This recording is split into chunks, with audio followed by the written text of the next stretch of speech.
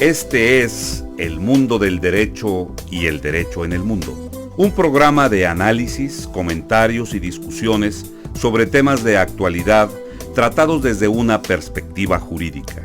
Y ahora con ustedes, el doctor Carlos Gabuardi. Bienvenidos a su programa El Mundo del Derecho y el Derecho en el Mundo. En esta ocasión tengo como invitado a una persona, a un abogado extraordinario. Me refiero al maestro Julio César Ortega.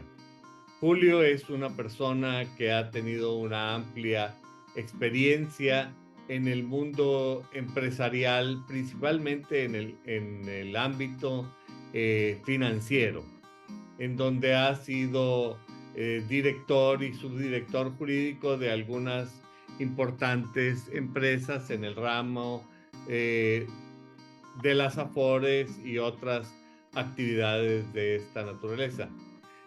Intelectualmente inquieto, estudió su licenciatura en Derecho en la Facultad de Derecho de la Universidad Nacional Autónoma de México, la que también le otorgó el grado de maestro en Derecho, la maestría en Derecho, donde realizó una amplia tesis con el tema de las sociedades mercantiles y las sociedades extranjeras que actúan en México. Asimismo, Julio ha desarrollado diferentes cursos de especialización, especialmente notorios son sus especialidades en la Universidad Panamericana en la Ciudad de México, y también un curso de especialización en amparo dado por el Consejo de la Judicatura Federal, por no mencionar sus incursiones en cursos sobre oralidad mercantil en la Universidad de Monterrey y otros diversos diplomados en las casas de la cultura jurídica de la Suprema Corte de Justicia de la Nación. Julio, muchísimas gracias por aceptar compartir conmigo estos micrófonos. Sin lugar a duda, el derecho juega un rol de gran importancia en la vida de la empresa. A mí me gustaría, si tú me hicieras el favor, que me ayudaras a incursionar sobre la importancia que tiene el derecho en la vida de la empresa a partir de tu propia y amplia experiencia profesional. Con todo el gusto, doctor Gabuardi. Antes que todo, agradezco a usted y a su estimada audiencia la invitación para profundizar sobre el tema societario que ha sido descuidado. Doctrinariamente hablando, una persona jurídico-colectiva se traduce en aquella combinación de recursos o esfuerzos que realizan dos o más personas para la realización de una finalidad común con el ánimo de lucro, obtener un beneficio.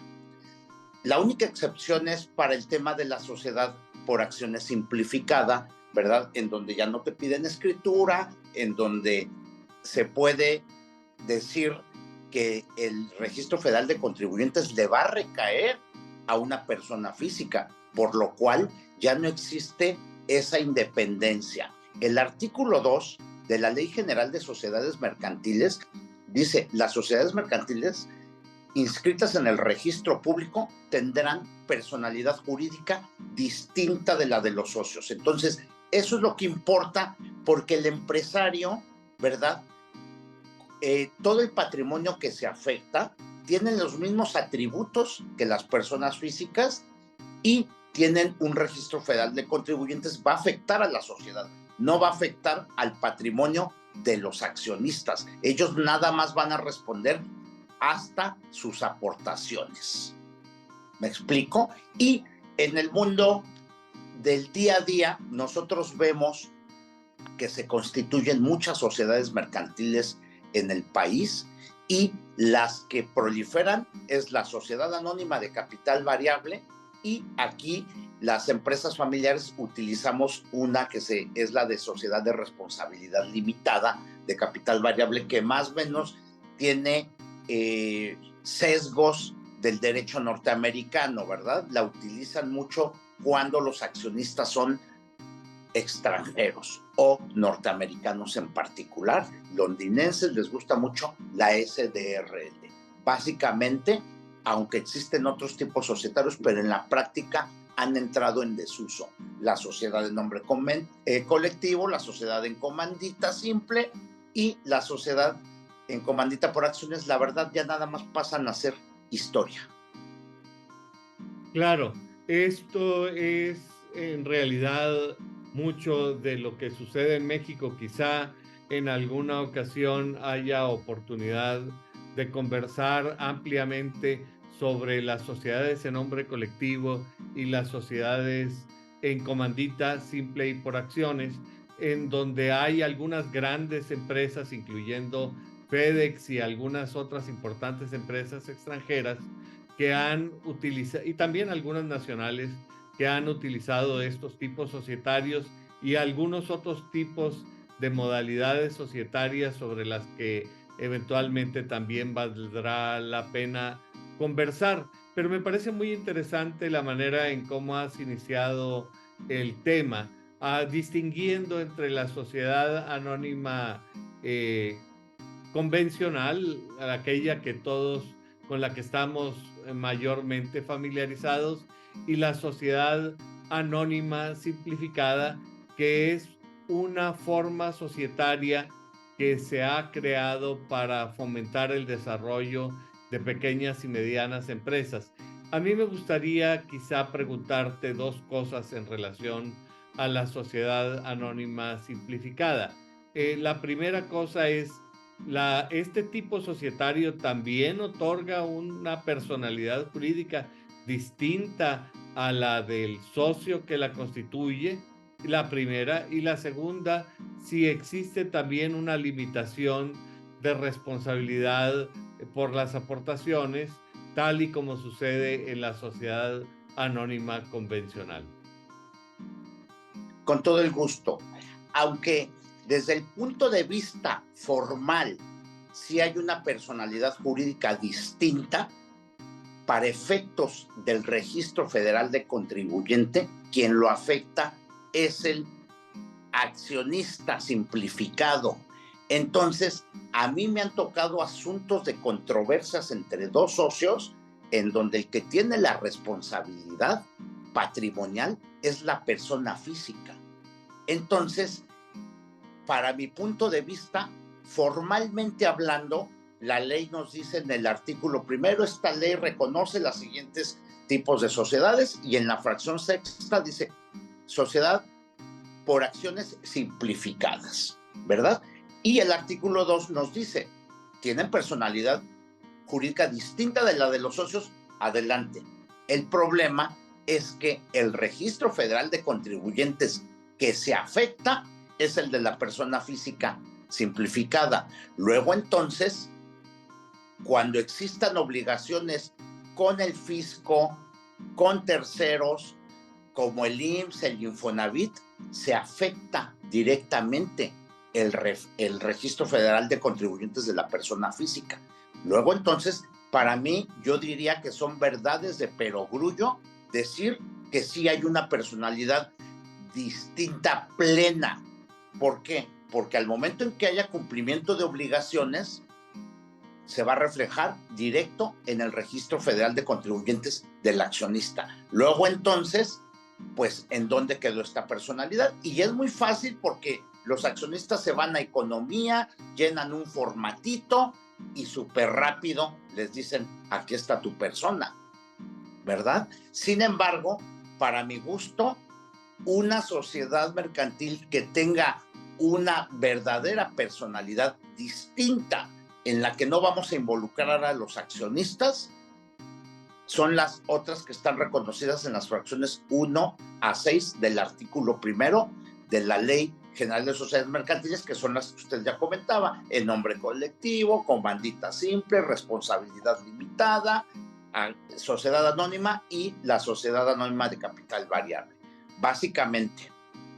Esto quiere decir que realmente desde el punto de vista práctico, la reglamentación de la Secretaría de Hacienda destruye los paradigmas fundamentales de tipo societario, y me refiero no solamente a la cuestión de no reconocerle el carácter de contribuyente a la sociedad anónima simplificada, sino que ni siquiera distribuye esta responsabilidad entre los diversos socios o accionistas, de acuerdo con lo que tú me estás diciendo.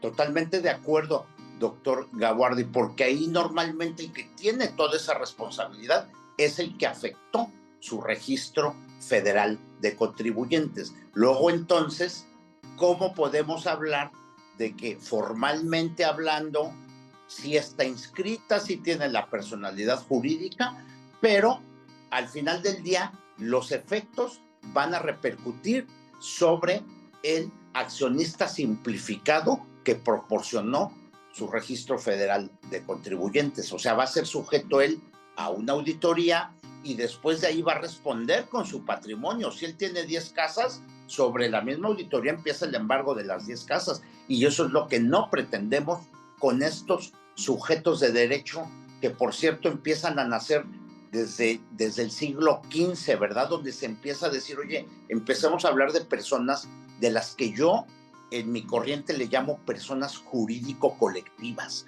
diferente a lo que los fiscalistas siempre dijeron, morales, como si las personas físicas fuéramos inmorales. Para mí son personas jurídico-colectivas, y más adelante vamos a hablar que el Código Nacional de Procedimientos Penales ya me da la razón cuando habla y dice de la responsabilidad de personas jurídicas.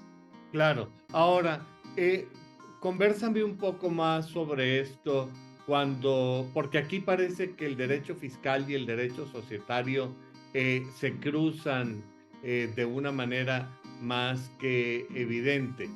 Tú estás hablando del socio simplificado que afecta su registro federal de contribuyentes. ¿Esto qué quiere decir? Que hay un socio, un accionista que incluye obligaciones adicionales dentro de su carga fiscal y libera a los demás, ¿o cuál es la situación? Es correcto, porque sobre la persona que afectó su registro federal de contribuyentes es a la que le va a repercutir todos los efectos de la sociedad, porque no están dando un registro federal de contribuyentes a la sociedad per se, como sí ocurre en la sociedad anónima de capital variable. Yo ahorita voy y constituyo Muebles de Monterrey SADCB, me van a otorgar un RFC distinto y diferente al de Julio Ortega. Claro. ¿Verdad? Y en la simplificada, yo tengo que dar el OEGJ 720312, mi fecha de nacimiento, mi padrón en el Registro Federal de Contribuyentes. Luego, entonces, pues yo me convierto en, ya no es esa responsabilidad solidaria, subsidiaria y limitada, sino que directamente me va a pegar en esa tesitura, responder solidaria, subsidiaria e ilimitadamente. Es decir, que entonces quizá esta fantasía o esta idea que se vende con respecto a la facilidad para constituir nuevas sociedades usando el régimen de sociedad anónima simplificada, en realidad parecería ser un espejismo, porque no solamente no resuelve un problema fiscal, sino que crea un problema fiscal y desconoce la situación corporativa de carácter societario entre las personas que lo integran. Coincido totalmente con usted, por eso es que profesionalmente hablando jamás he recomendado. Los que me han llegado es porque ya tienen problemas entre los dos accionistas simplificados. ¿Y qué es lo que pasa? que pues bueno, ahí ellos no llegan a acuerdos, diferente al de las sociedades anónimas, en donde podemos decretar una asamblea, un aumento de capital y ciertas estrategias que se utilizan, ¿verdad?, en el mundo del derecho corporativo.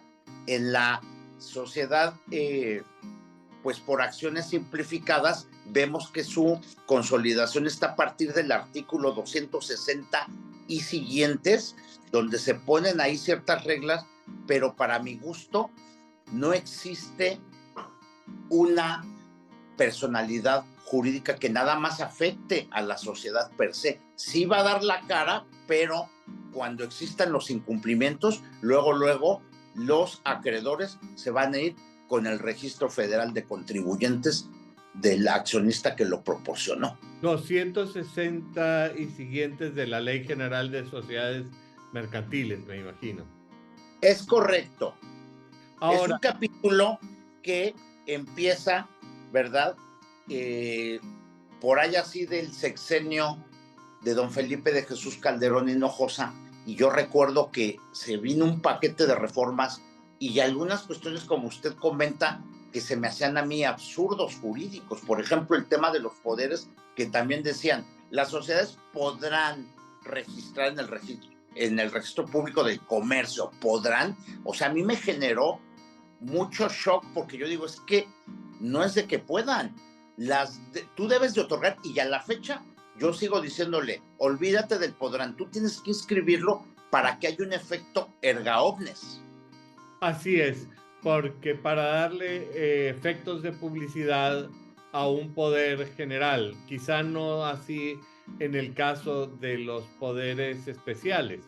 Ahora, aquí esta situación, para concluir con el tema de las sociedades simplificadas, entonces tenemos una bifurcación con respecto al tratamiento fiscal y al tratamiento meramente mercantil, y habría que analizar cuáles son los efectos con respecto a la sociedad y con respecto a los accionistas en el caso de que sean más de dos. La pregunta entonces obligada es ¿cuál fue el propósito con el que se crearon estas sociedades simplificadas y por qué no recurrir a otras de las figuras contempladas en el artículo 1 de la Ley General de Sociedades Mercantiles? Porque tradicionalmente la razón por la que las personas no han querido formar o constituir sociedades en nombre colectivo es por el tremendo temor a la responsabilidad personal, porque en realidad es un miedo infundado, porque tú lo acabas de decir, es una responsabilidad subsidiaria, y esto quiere decir que primero habría que agotar el capital de la propia sociedad. Pero en el caso de la simplificada, la responsabilidad no es subsidiaria, sino directa. Entonces, la pregunta es, bueno, ¿por qué razón el legislador creó este régimen en lugar de fortalecer o promover algunas de las figuras que ya existían? A mí me gustaría oír tu opinión, tanto desde el punto de vista teórico, porque eres un intelectual de primera, pero también con experiencia práctica que te pone en contacto con los problemas reales de quienes optan por estas posibilidades. Con todo el gusto, doctor Gaguardi. Yo recuerdo que el discurso que siempre se dio por parte del expresidente y era de que vamos a simplificar, vamos a hacer paquetes para que pues ahora los empresarios no tengan que pagar escrituras públicas, y por eso es que por internet se llena el formulario y por internet les otorgan todo, y era un paquete de facilidad. Así lo estuvieron comentando en sociedad. Sin embargo, la verdad es que los practicantes del derecho societario nos opusimos, pues obviamente, a registrar, porque sabemos que estamos cediendo el patrimonio de nuestros representados. Entonces, por eso es que yo a la fecha sigo constituyendo sociedades anónimas o sociedades de responsabilidad limitada, ya después de comentarles a los representados, ¿verdad?, de que si una es intuitu capitae y que la otra es una mixta, porque también importa lo intuitu personae, ¿verdad? Entonces, ¿qué es la SDRL? Para mi gusto, la verdad es que se quiso vender a este tipo de sociedad, ¿verdad?, como que pues una sociedad por acciones simplificada, y como su nombre lo dice, te voy a simplificar todo y te voy a otorgar.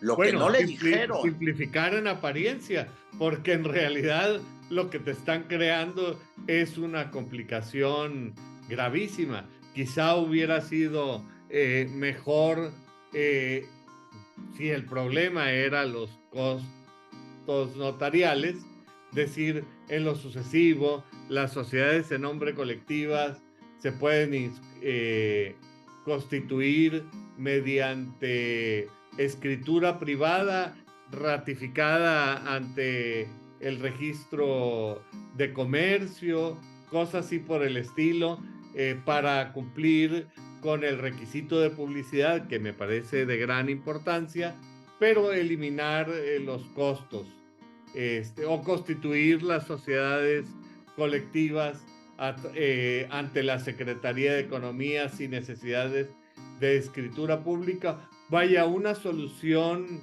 que verdaderamente fuera eso, una solución y no una complicación como resulta con las sociedades anónimas simplificadas. A mí me parece que este discurso, digamos, esta propaganda sin sentido del gobierno tiende a una cosa como el manual de no recurra a los abogados, hágalo usted mismo, pero que en realidad mete en muchos más problemas a la gente. ¿Cuál ha sido tu experiencia en este sentido? Es correcto, mi experiencia es que yo no las autorizo, sería irresponsable de mi parte. Sin embargo, sí me han llegado jovencitos emprendedores ya con el problema entre accionistas por cuestiones inclusive mundanas. Sin embargo, entonces es cuando se les dice, bueno, pues entonces hay que hacer un contrato de compraventa de acciones y no empezar con los pleitos, los dimes y diretes, porque al final del día el que la lleva de perder es el que proporcionó su registro federal de contribuyentes. Inclusive, de las oportunidades que he tenido de leer el documento social, en la parte final ellos hablan de los mecanismos alternativos de solución de conflictos, que ahorita inclusive ya hay maestrías, doctorados sobre más, y que hablan de la justicia de la paz. Sin embargo, yo me pregunto, oye, en un tema donde está el lucrum, lo que decíamos, de combinar esos recursos y esfuerzos para obtener un lucrum, yo la verdad nunca he podido llegar a un MASC a nivel de estos accionistas simplificados, porque empiezan a sacar unos números mágicos y unos números en donde pues es imposible ceder, ¿verdad? Sí, entonces lo que cuando el dueño de una empresa quiere venderla, le asigna un valor económico a sus sueños y a sus ilusiones, y no tanto a la realidad de sus activos y de sus deudas también. se pierde objetividad, es correcto, se pierde una objetividad de, oye, dime cuáles son los tangibles. Son empresas que tenían 1 o 2 años y ya están hablando como para retirarse estos accionistas de la era de la juventud de los 2000.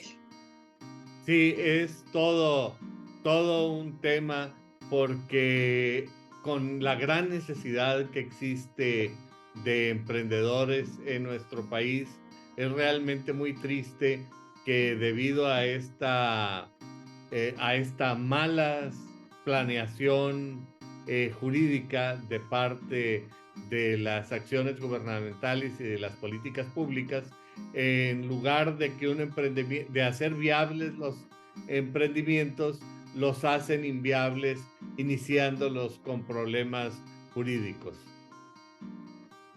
Es correcto, porque desde el punto de vista práctico, usted me dice, oye, se te acerca un cliente y te dice, tu contraparte va a ser una sociedad anónima simplificada. Yo de entrada le voy a decir, dame todos los inmuebles que tenga el Registro Federal de Contribuyentes que lo haya seguido. Y si no tiene inmuebles, pues ni para qué contratas la realización de una prestación de servicios, de un contrato de suministro.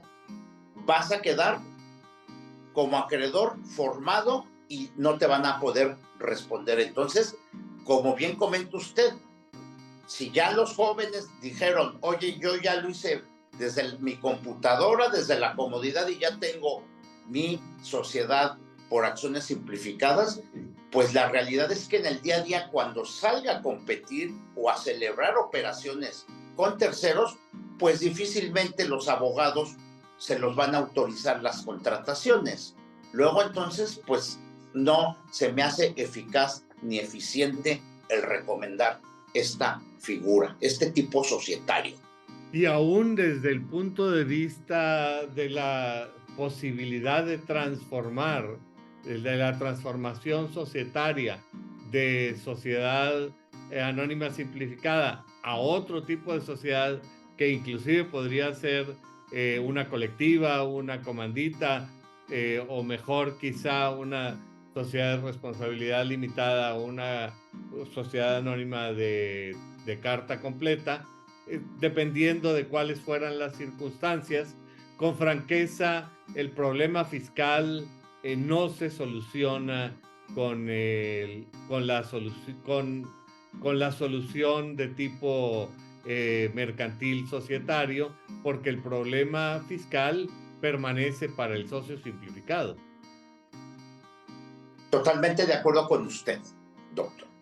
Ahora, yo te quisiera preguntar, Julio, si tú me pudieras dar una panorámica de las sociedades de responsabilidad limitada y de las sociedades anónimas, y en particular con sus modalidades de capital variable, ¿a qué casos tú crees que serían recomendables? Para mi caso es recomendable la sociedad de responsabilidad limitada cuando estamos en presencia de empresas familiares. ¿Por qué? Porque ahí se puede poner en el documento social que para ciertos actos se requiere la unanimidad. Por eso es que la sociedad de responsabilidad limitada doctrinariamente no se le considera como una sociedad intuitu capitae, que lo que importa es el capital, sino mixtura. Lo que importa es lo intuitu capitae y lo intuitu personae. Importa la persona, el papá, el cuñado, el tío, ¿verdad? La naturaleza y calificaciones personales de los socios. Así es. Y en la sociedad anónima, pues como su nombre lo indica, ahí lo que importa es que el accionista haya aportado el 51%, y con eso, por eso es que la doctrina las denomina como sociedades intuitu capitae. La persona se deja a un lado. Lo que importa es levantar la mano y tener el 51% del capital social para poder adoptar resoluciones de las asambleas ordinarias. Esa es una de las diferencias, porque en la práctica vemos, ¿verdad?, que inclusive la sociedad de responsabilidad limitada, pues puedes designar comisarios o puedes decir, yo me voy con un gerente general, ¿verdad?, que al final del día va a ser el representante legal. Y para efectos de la sociedad anónima, ahí a fuerza debe de existir un comisario, pero lo que a mí me gustaría es que el comisario tuviera una independencia, porque la realidad, lo que se ha vivido, es que normalmente el comisario pues es un trabajador que depende, es un contador que depende de la empresa, entonces pierde la objetividad, pero el cargo de la comisaría es precisamente total de la institución, ¿verdad? Totalmente, porque su finalidad es vigilar, vigila el órgano de administración, ¿verdad? Y pues obviamente si no puede hablar y no tiene voz, no tiene voto, pues entonces va a estar firmando todas esas cuestiones. Por eso es que yo siempre les recomiendo que los comisarios sean contadores públicos, ni siquiera abogados, porque a veces si no estamos enrolados en los temas de los estados de cuenta, los estados de resultados, los números, pues obviamente va a ser un cargo ahí nada más como para cubrir un requisito, doctor Gabuardi, y la idea es que se constituyan sociedades, pero que en verdad se les empieza a dar el empuje y que no haya un abuso, porque luego vemos los corporativos tienen, por ejemplo, me ha tocado temas con ICA, que tienen Vive ICA, ICA no sé qué, ICA no, y ya de repente tienen 50 tipos societarios. Entonces, también se presta a que ha habido un abuso en la personalidad jurídica de las sociedades en México.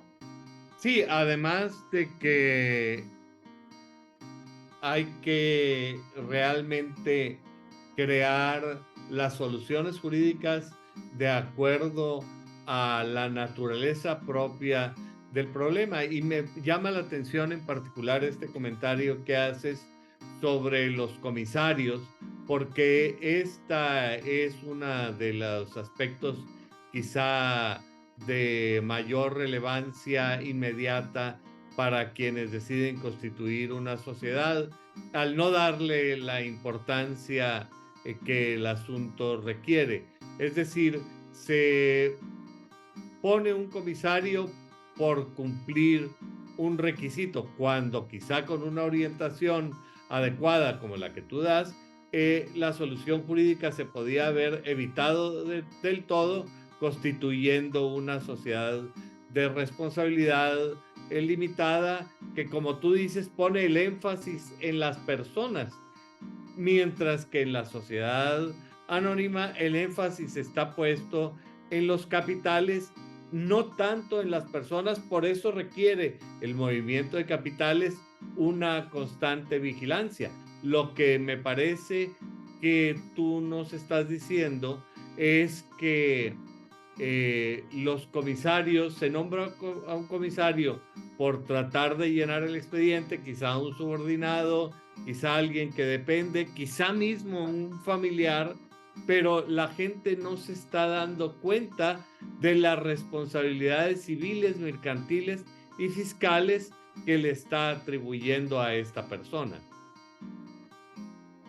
Totalmente de acuerdo, porque cuando existen problemas de IMSS, a mí ya me tocó hace muchos años, todavía era pasante, y cuando hay responsabilidad con el IMSS dice, yo busco al que encuentre, y entonces puede ser el accionista, o puede ser, ¿por qué? Porque el artículo 26 del Código Fiscal de la Federación habla de la responsabilidad fiscal solidaria, y cada año ponen una fracción más, pero pues obviamente los involucrados son estos tres órganos, ¿no? El primer órgano, que es el órgano supremo, es la asamblea.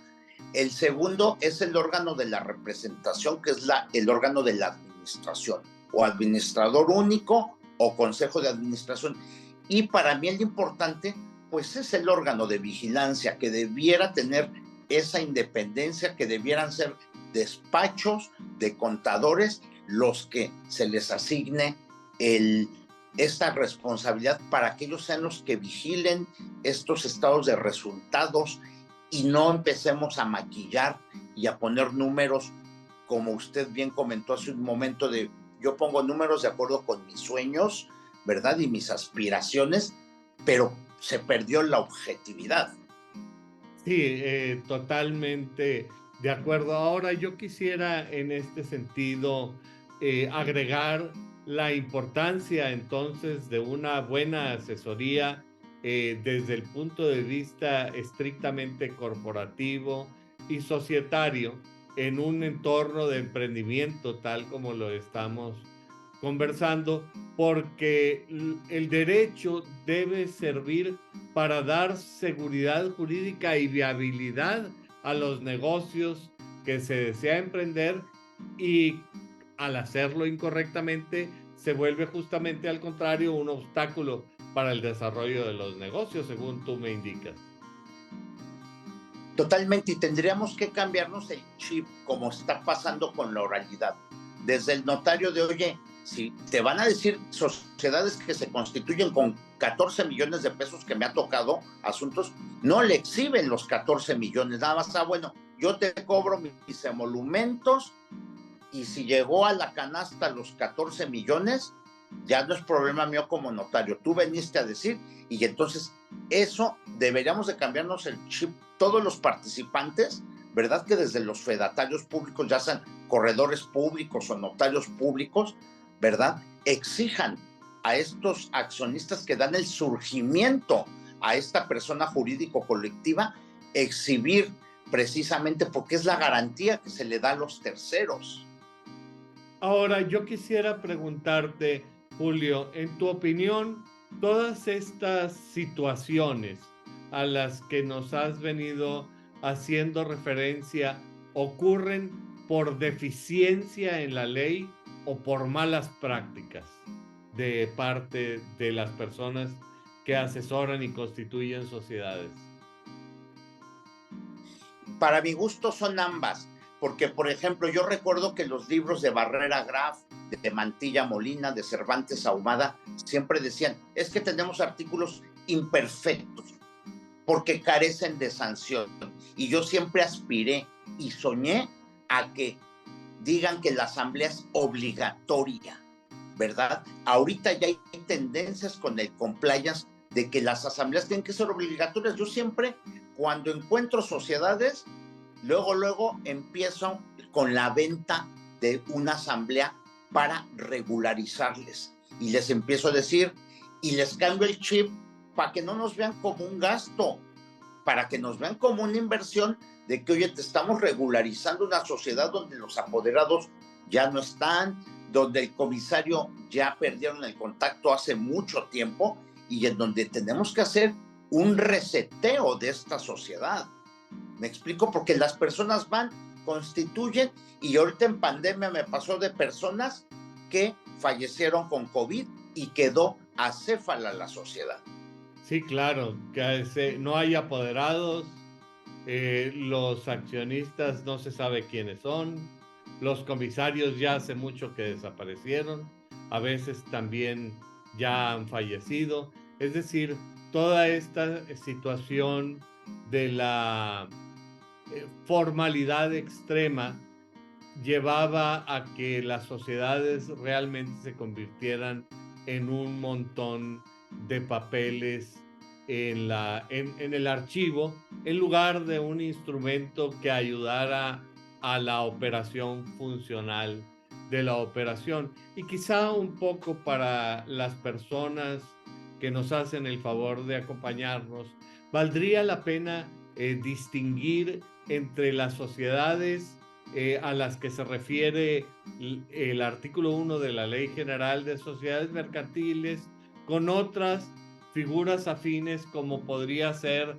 la parcería, la agencia, el contrato de seguro, donde inclusive en los contratos se hace énfasis en que no se está estableciendo una relación societaria, y eventualmente también me parecería que habría que distinguir esto de la asociación en participación, que aunque está regulada en la Ley General de Sociedades Mercantiles, no se encuentra en el artículo 1, y quizá tú nos puedas ayudar a determinar por qué.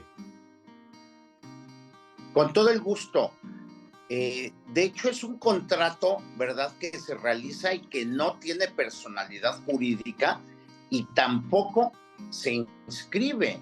Entonces, con lo cual se existe relación entre el asociante y el asociado. Eso es la famosa asociación en participación, cuando el 252 que nos da el concepto es precisamente cuando se combinan los recursos y esfuerzos de asociante y asociado. En la práctica, ¿cómo se da? Bueno, pues el dueño de un inmueble tiene las moléculas del terreno, él va a ser el asociante y va a aportar su RFC y el asociado es la persona que le va a construir y a edificar 10, 20 pisos, lo que sea, y ya del producto de lo que salga de la venta empiezan a repartirse. Se tiene que elaborar un contrato y precisamente es el 253 el que nos dice, ¿verdad? La asociación en participación no tiene personalidad jurídica, ¿verdad? Ni razón o denominación. Simplemente los practicantes elaboramos un contrato privado y para darle seguridad jurídica, yo siempre en todos mis contratos les pido la ratificación ante un notario, precisamente para que después no vaya a haber un desconocimiento de que firmé con la mano izquierda y a la mera hora digo, no es mi firma, porque no es lo mismo si yo firmo con mano izquierda que con la mano derecha, ¿me explico? Entonces, ya viendo la fe pública de un notario, de cualquier contrato privado, ahorita toda tu audiencia pues empieza a enterar de estos como tips que empezamos a obtener precisamente para que tengan una mayor seguridad jurídica ellos. Entonces, sí, esto es lo que... Ajá. No, sí, justamente lo que tú estás diciendo, observar buenas prácticas. Esto no, quizá no lo requiere la ley, pero es recomendable a partir de la experiencia profesional de los abogados que como tú se orientan a estos temas. Sí, porque como ahorita usted que comentaba igual, hoy ha habido malas prácticas, sí considero que ha habido malas prácticas porque inclusive hasta se ha hablado de un abuso en la personalidad jurídica de las sociedades, porque muchas veces nosotros en el ámbito de que queremos emplazar a una sociedad, nos dicen, ya no está, esta otra, y ahora hay las sociedades de las que yo llamo post-COVID, ¿verdad? Que muchos dijeron, yo ya me olvido de la anterior y ahorita empiezo a constituir una nueva. Sí, pero pierdes... cuenta nueva.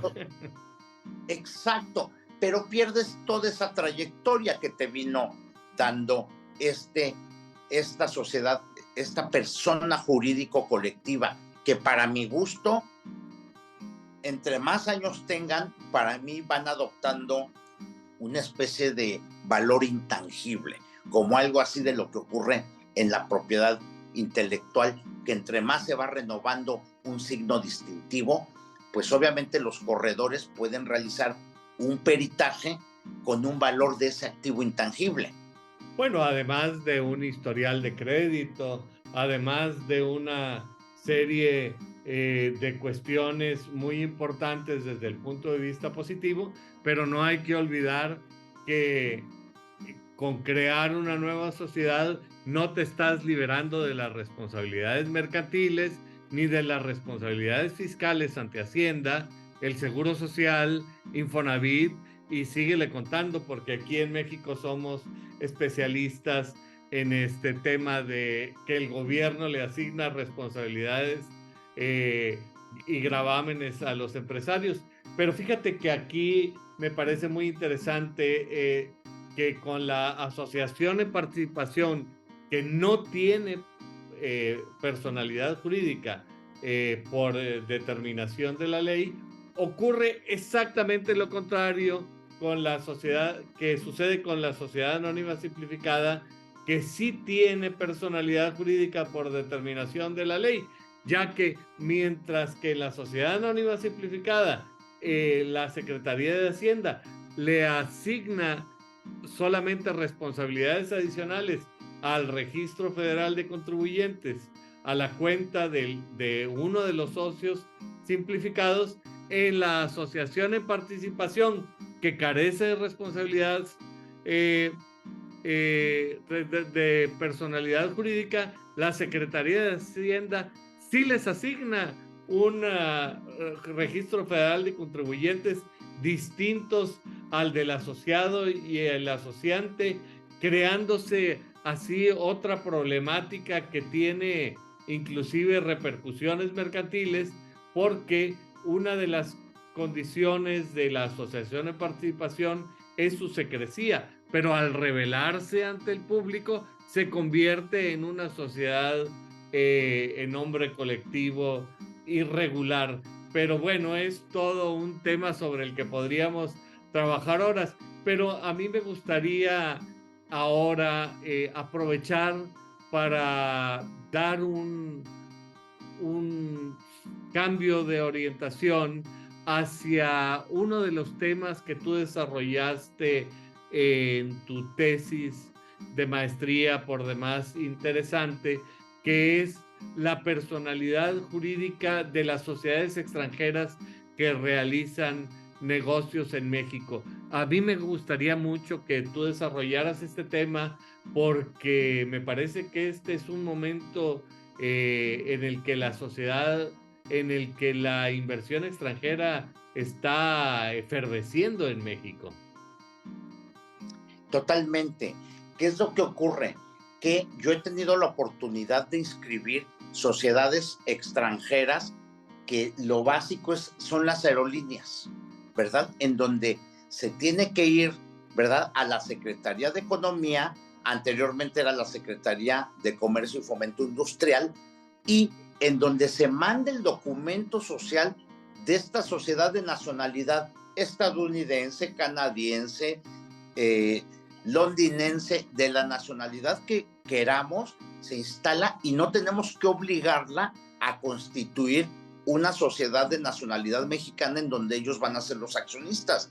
La misma sociedad de esa nacionalidad extranjera se le da, nada más que a mí sí me gustaría que se afectara una parte del capital para responder todas esas obligaciones que puede haber y que se van a desarrollar con los terceros. Son 2 artículos los que mencionan la sociedad extranjera en México, que es 250 y 251 de Ley General de Sociedades Mercantiles, y hasta ahí quedó. Y luego, Ley de Inversión Extranjera hace como una especie de copy and paste en el 17 y 17A.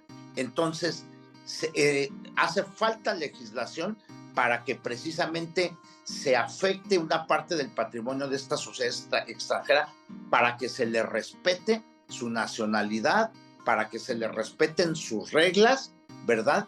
Y siempre y cuando no tengan unas actividades que alteren o vulneren el orden público, ¿verdad? Que sabemos que son pues todas nuestras leyes, la paz social, y básicamente es lo que yo le pudiera decir, pero ellas tienen personalidad jurídica por el simple hecho de realizar una actividad accidentalmente o, como nos dicen en el tema de los comerciantes, el Código de Comercio, al realizar su ocupación habitual ordinaria.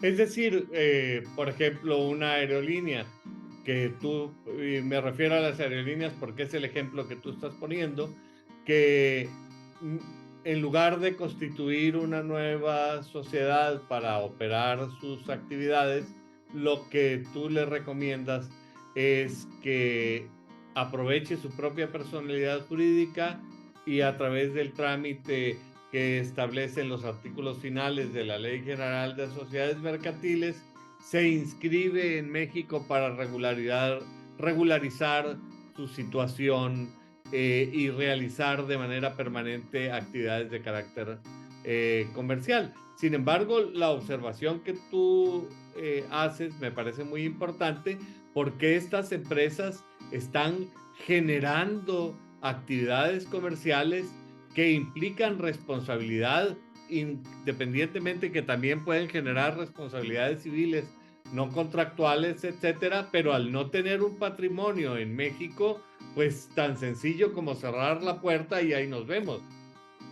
Totalmente de acuerdo, por eso es que yo sí digo que hay una afectación, porque si llega y hay algún incidente con uno de los aviones, pues todos los que estén ahí en ese vuelo, todo el tema del daño moral que se va a generar para cada una de las familias de estos pasajeros. Entonces ahorita a la fecha nada más se va a la Dirección General de Inversión Extranjera, se mandan los documentos en versión al inglés, francés, chino, mandarín, lo que sea, se manda la traducción, se llena un formato y al cabo de 15 días la Dirección General de Inversión Extranjera expide, ¿verdad?, la autorización para que pueda operar como sociedad extranjera.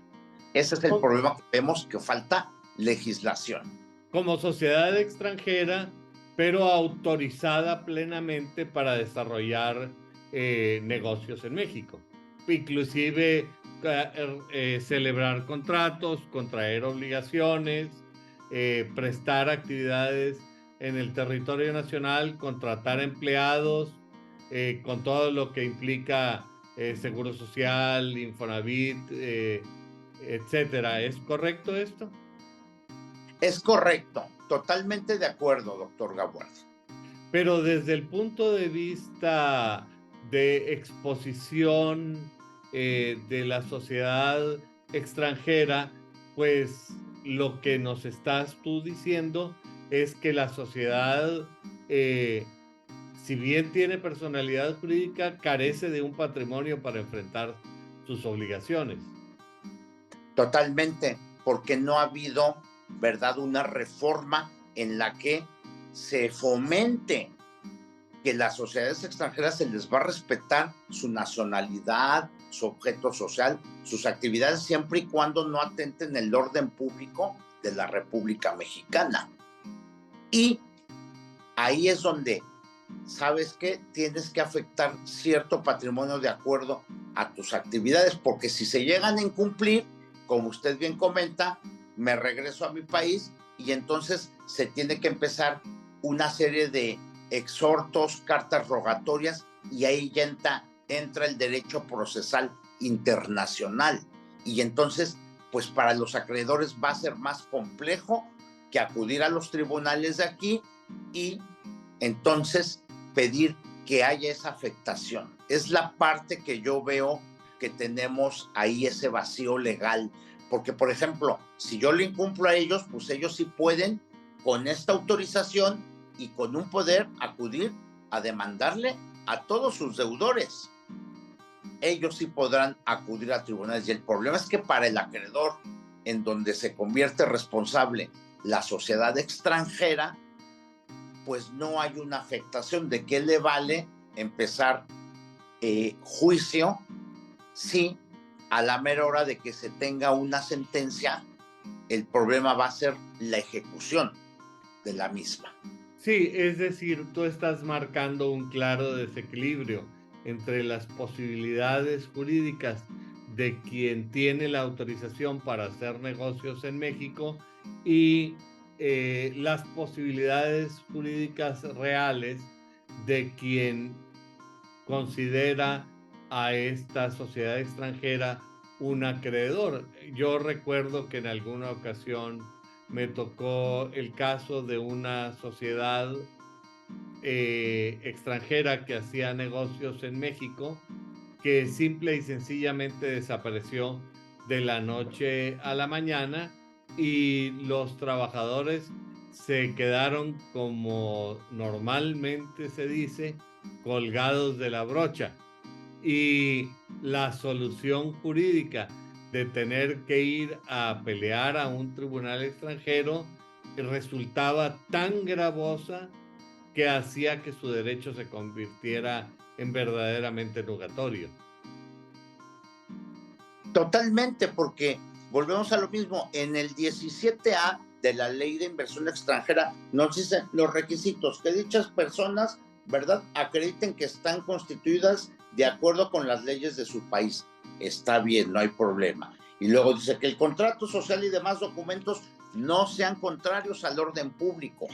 Pero aquí, salvo la mejor opinión de usted y de su audiencia, estimo que también se debe de agregar que haya una afectación, ¿verdad?, y que haya estados financieros para estar reportando en favor de los acreedores y no ocurran estas cuestiones de que vienen a operar y de repente ya hay un cúmulo de responsabilidades y de la noche a la mañana se desmantela todo. Sí, con franqueza, a mí me parece que tú estás poniendo el dedo en la llaga y señalando algunos de los muchos problemas que existen en la práctica jurídica y que eventualmente los abogados que nos dedicamos a esto tenemos que prever a través de estructuras de tipo contractual o de otra naturaleza para garantizar que nuestros clientes eventualmente quedarán protegidos. Pero habrá personas que sufren un daño extracontractual o personas que carecen de los medios porque simplemente son pequeños o medianos negocios que eventualmente corren el riesgo de quedarse sin ninguna garantía. Totalmente de acuerdo. Es correcto, doctor Ahora, Gabo, dime, porque dime. no hay un patrimonio que se le exija a esta agencia o sucursal de la sociedad extranjera que va a establecer aquí en México su sucursal. Esa es la parte que falta, y ya nos falta desde hace mucho tiempo. La Ley General de Sociedades Mercantiles 1932 a 2023 que estamos. Entonces sería interesante que ya estemos a tiempo de decir, oye, con tanta globalización, con tantas empresas extranjeras, para ya no estar creando sociedades mexicanas que se les respete su nacionalidad, su documento social, pero que también empiecen a afectar un patrimonio en México. Sí, exactamente, un capital constitutivo o que permita estabilizar sus obligaciones frente a terceros. A mí me parece que, como te digo, estás poniendo el dedo en la llaga. Igualmente, por ejemplo, cuando el gobierno realiza contratación pública o permite licitaciones de ciertas actividades a empresas extranjeras porque en México se carece de la tecnología o de la experiencia suficiente para atacar esos problemas, pues el gobierno autoriza que estas actividades las realicen empresas extranjeras, pero mal planeado, como siempre resulta muchas de las cosas que hace el gobierno, no se deja un valor agregado. Yo recuerdo cuando trabajaba en el Banco Mundial que en este tipo de licitaciones internacionales se exigía que a la empresa extranjera que participaba en estos proyectos incluyera obligatoriamente un porcentaje de componente nacional para que el país creciera en desarrollo tecnológico y experiencia en materias que quizá no había tenido la oportunidad de desarrollarse. ¿Cuál es tu opinión sobre este tema? Mi opinión estriba en el que sí se debe exigir que se afecte un porcentaje precisamente para garantizar, porque una sociedad es compleja. Todos los días genera muchos derechos y obligaciones con terceros, y para que no queden estos acreedores desprotegidos es necesario que sí se establezca un porcentaje sobre las mismas actividades que van a realizar. Doctor, sería lo que a mi réplica le puedo comentar. Sí, yo creo que este desfasamiento entre la realidad y el derecho debe ser cerrado por legisladores que se dediquen un poco menos a hacer grilla y levantar la mano y un poco más a atender su labor legislativa que les es asignada constitucionalmente. Totalmente de acuerdo, porque vemos que ahorita hay muchos temas en las agendas legislativas, temas de vanguardia de derechos humanos, estoy de acuerdo, pero estimo, salvo la mejor opinión de usted y de su estimada audiencia, que tenemos un código de comercio despedazado, con puras leyes especiales. Tenemos una ley general de sociedades mercantiles muy old fashion, tenemos una ley general de títulos y operaciones de crédito igual. Yo me pregunto, oiga, y no pudiéramos estar hablando ya, si estamos en la oralidad y en los tribunales, no pudiéramos estar pidiéndole a las sociedades mercantiles, oye, celebra tu asamblea general de accionistas, así como usted y yo estamos platicando, ¿verdad? Que ya se empiece a solicitar para que también se vea ahí la voluntad de cada uno de los accionistas y existe un registro de videograbación. Es decir, realmente ya no es necesario tener papel y 5 hojas al carbón para sacar las copias, porque ya se inventaron las computadoras y las fotocopiadoras, tema que parece que nuestra legislación desconoce e ignora totalmente, no digamos la aparición de la Internet. Totalmente, porque entonces nos convertimos en decir, son actas de papel. Y la idea es que no. La idea, yo sí me tocó presenciar en mi altura inventiva que hacía como jovencito estudiante que me llevaban mis jefes en aquel entonces, don Guillermo Díaz de Rivera Álvarez, en donde yo ponía los votos y los contabilizaba. ¿Qué accionista se está votando a favor, quién en contra? Y se redactaba en las actas, en verdad, qué problemas había, ¿verdad? Hoy por hoy, pues veo y me da la impresión de que, bueno, ya tenemos el documento y así se utiliza. Y lo típico es que así se ha hecho siempre. Entonces, la idea es que también hagamos asambleas acercadas a la realidad, a la necesidad de los mismos accionistas y que hagamos también redactar sus sentires de los mismos, ¿verdad? No que la tomemos nada más como un requisito para poner palomazo y para decir ya cumplimos, ¿verdad?, con la sociedad, porque es un ente complejo. Me parece que en este sentido es importante lo que tú has venido enfatizando desde un principio, en que el derecho debe convertirse en un vehículo instrumental eficiente para el desarrollo de las actividades propias de los negocios. Porque en esa manera le vamos a dar certeza jurídica a los accionistas, le vamos a dar certeza jurídica a todos los acreedores e inclusive a los mismos bancos que otorguen créditos a estas empresas y no hagamos nada más constituir sociedades por constituir, ¿verdad?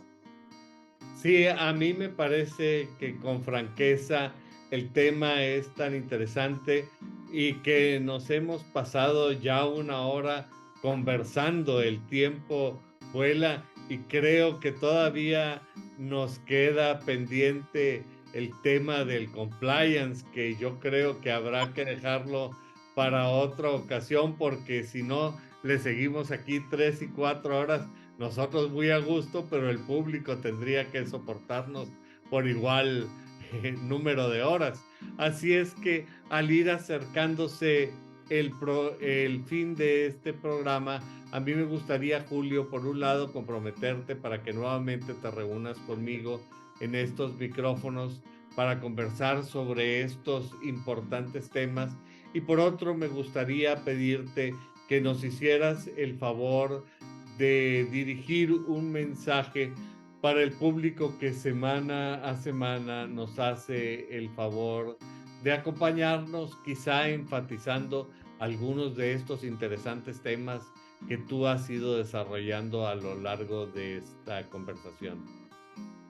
Encantado de la vida, doctor Gaguardi. Bueno, pues agradecer a su programa, a usted, a todas las instituciones y a su estimada audiencia, ¿verdad? Y la verdad es que a mí me gustaría dejar el mensaje de que tenemos que innovar en materia de sociedades mercantiles, de que tenemos que tener y no estar al margen, ¿verdad?, de la ley, sino estar en una cuestión activa, tener nuestros comisarios que sean contadores públicos, que tengan su independencia y celebrar verdaderas actas de asamblea en las que se viva la emoción que tienen los accionistas, sus preocupaciones, sus proyectos, porque en esa medida estás realizando una sociedad sana.